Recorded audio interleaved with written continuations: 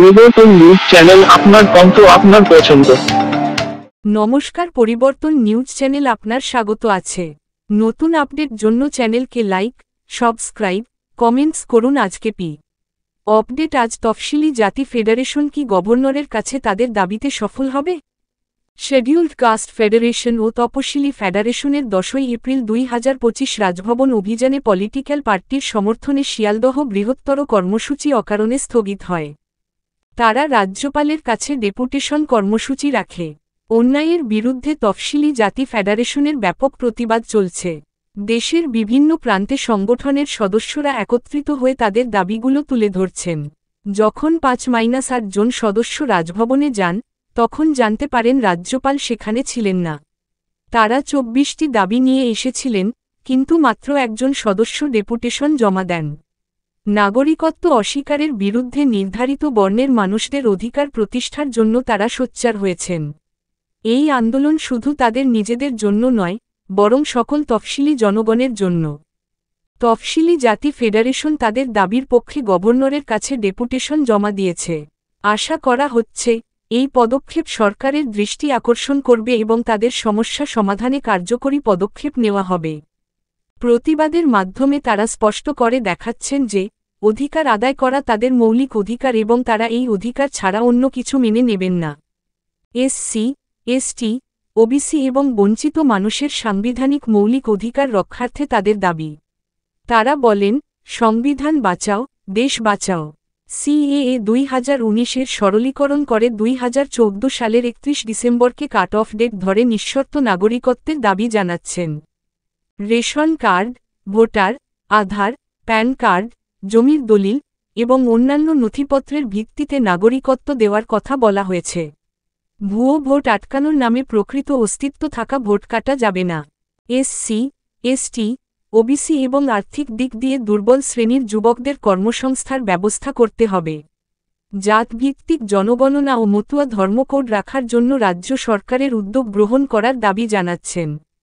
পশ্চিমবঙ্গের প্রতিটি ব্লকে ভুয়ো কাস্ট সার্টিফিকেট বাতিল করতে হবে। চাকরিহারা জন্য ন্যায়বিচার এবং চাকরি বহাল দাবিতে এই কর্মসূচি পালন করা হয়েছে মৃত্যুঞ্জয় মল্লিকের নেতৃত্বে। তারা তাদের আন্দোলন চালিয়ে যাবেন এবং আশা করছেন সমাজের সকল স্তরের মানুষ তাদের পাশে দাঁড়াবে। আগামী দিনে 14 এপ্রিল 2025 বাবা সাহেব ভীমরাও আম্বেদকরের 134তম জন্মদিন পালন করবেন রানীরাসমণি এভিনিউতে। ধন্যবাদ ভিডিওটি দেখার জন্য। আমাদের চ্যানেলটি সাবস্ক্রাইব করতে ভুলবেন না।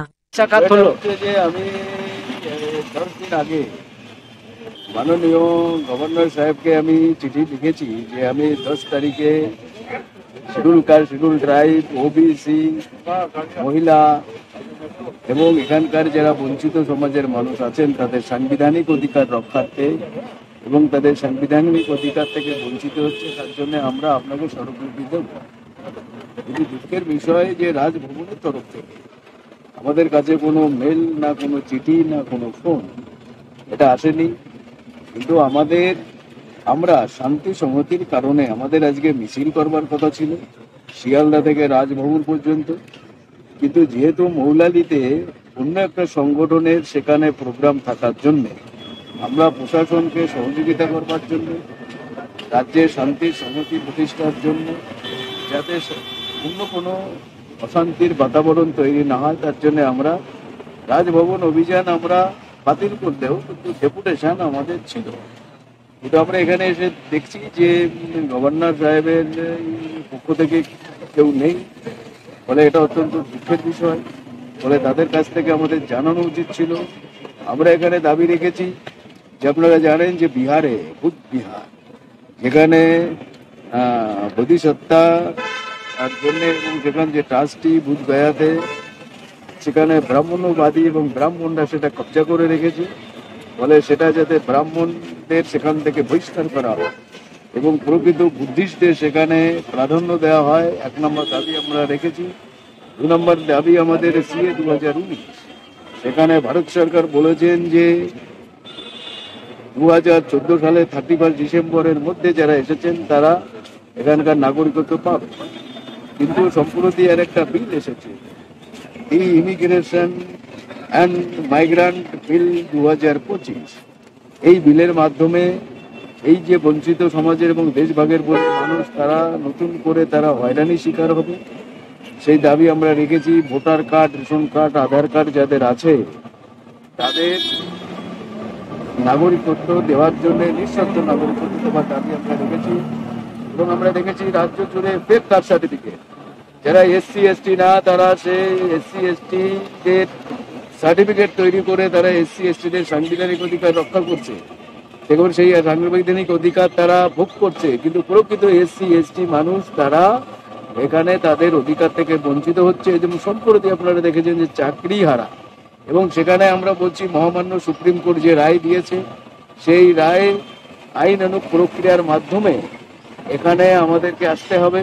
এবং আমরা রাজ্য সরকারকে অনুরোধ রাখছি মাননীয় রাজ্যপাল মহোদয়ের মাধ্যমে যে রাজ্য সরকার তারা বিধানসভায় বিল আনুক, বিল এনে কিভাবে এই চাকরি হারা প্রায় 26,000 ছেলে মেয়েদের জন্য কি ব্যবস্থা নেবে সেটা একটা আইন প্রণয়ন করা হোক, এবং মহামান্য সুপ্রিম কোর্টের রায় মেনে দ্রুত তারা যে গাইডলাইন দিয়েছে সেই গাইডলাইন মেনে স্বচ্ছ এবং অস্বচ্ছতার লিস্ট করে দ্রুত পরীক্ষার মাধ্যমে, এক্সামের মাধ্যমে তাদেরকে নিযুক্তি করা হোক, এটা আমরা বলছি। কিন্তু এই রাস্তায় মিছিল এখানে ওই এটা করে কোনো লাভ হবে না, কারণ সাংবিধানিক যে বৈধতা আজকে সেটা আর নেই, যেহেতু মহামান্য সুপ্রিম কোর্ট সেখানে তাদের বাতিল ঘোষণা করছে। ফলে এইসব দাবি আমরা রেখেছি। এরকম আমাদের 24 দফা দাবির ভিত্তিতে আমরা স্মারকলিপি দিলাম। আমাদের এখান থেকে প্রশাসনের মাধ্যমে এখানকার রাজভবনের যে পুলিশ মানে থানা তাদের মাধ্যমে এবং এখানকার কর্তৃপক্ষদের মাধ্যমে আমরা রাজভবনে আমরা স্মারকলিপি জমা দিলাম, এবং আমরা আশা রাখছি যে রাজ্যপাল মহোদয় দ্রুত আমাদের যে 24 দফা দাবি সেই দাবি মীমাংসার জন্য তিনি উদ্যোগ গ্রহণ করবেন। আমরা আস্থা এবং বিশ্বাস রাখছি, আমরা মনে করি তিনি আমাদের দাবি মীমাংসার জন্য উদ্যোগ গ্রহণ করবেন। কিন্তু দ্রুততার সাথে যদি এটা না হয় তাহলে আগামী দিনে আমরা বৃহত্তর আন্দোলনে যাব। তার জন্য যদি কোনো রকম অপ্রীতিকর ঘটনার সৃষ্টি হয় তার জন্যে গভর্নর সাহেব সম্পূর্ণভাবে দায়ী। দেখুন, এটা তো সম্পূর্ণভাবে ভারতের সংবিধান বিরোধী, কারণ ভারতের সংবিধানে অস্পৃশ্যতা পাপ বলে বিবেচিত হবে, অস্পৃশ্যতার কোনো স্থান নেই। কিন্তু আমরা দেখছি কাটোয়ানা বহু জায়গাতে যেখানে মন্দিরে শিডিউল কাস্টদের ঢুকতে দেওয়া হয় না, ইভেন পুরীর মন্দিরে যেখানে সেখানকার যারা দলিত তাদেরকে ফুটো দিয়ে বিগ্রহ দেখতে হয়।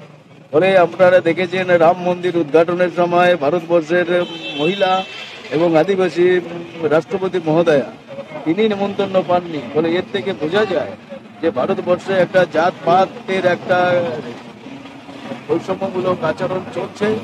ফলে কাটোয়াতে যে ঘটনা ঘটেছে তার আমরা নিন্দা করেছি এবং আমরা সেখানকার প্রশাসনের কাছে আবেদন রেখেছি। ফলে প্রশাসন দ্রুত উদ্যোগ নিয়ে তাদের আবার সেই মন্দিরে প্রবেশ করবার ব্যবস্থা করেছেন।